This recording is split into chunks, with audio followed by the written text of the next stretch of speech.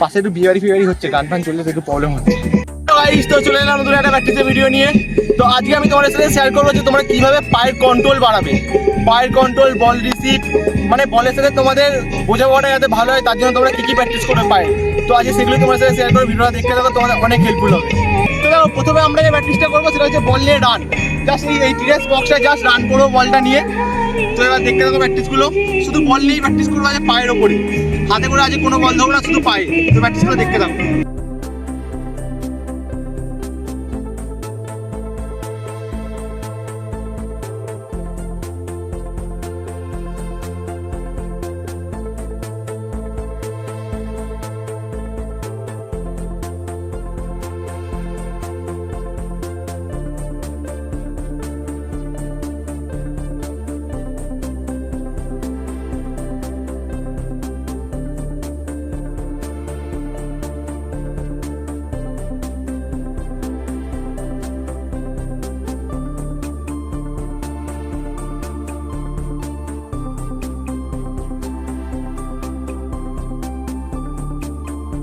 প্র্যাকটিসটা মোটামুটি তোমরা 5 মিনিট করবে। যখন করবে না সবসময় ফ্রন্ট ফেস, মাথা নিচু করে করবে না। মাথা নিচু করে করলে না তোমরা সামনে ম্যান দেখতে পাবে না। তো বড় দেখতে হবে, সামনে ম্যানও দেখতে হবে। পাশে একটু বিয়ারি হচ্ছে, গান ফান চললে একটু প্রবলেম হচ্ছে।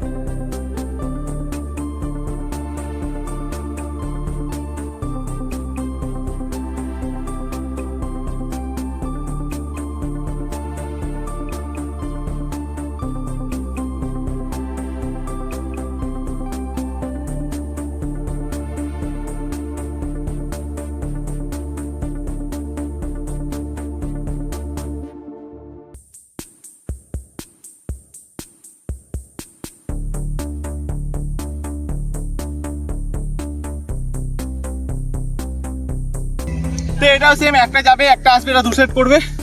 এগুলো করলে কি হবে, তোমাদের সাথে বলের কন্ট্রোল অনেক বেড়ে যাবে। তো দেখো, এই প্র্যাকটিসগুলো করার পরে একটু রেস্ট নিয়ে তারপরে এবার বল চাকলে প্রথমে দেখো ইমপ্যাক্টটা করবে।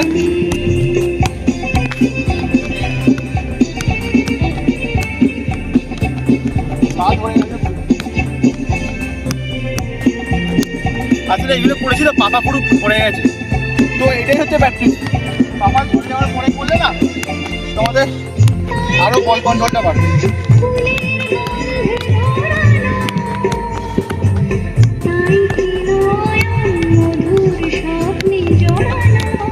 পা তুলতে পারছি না, পা তুলতেই পারছি না, পা পুরো ধরে গেছে। তো এইটা মোটামুটি 100টার মতো করবে।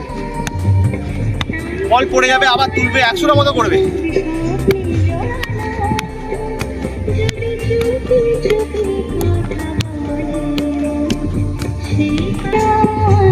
তো ওটা 100টা হয়ে যাওয়ার পরে সেম এটাও 100টা করবে। দেখলাম এটা সাইড বিল 1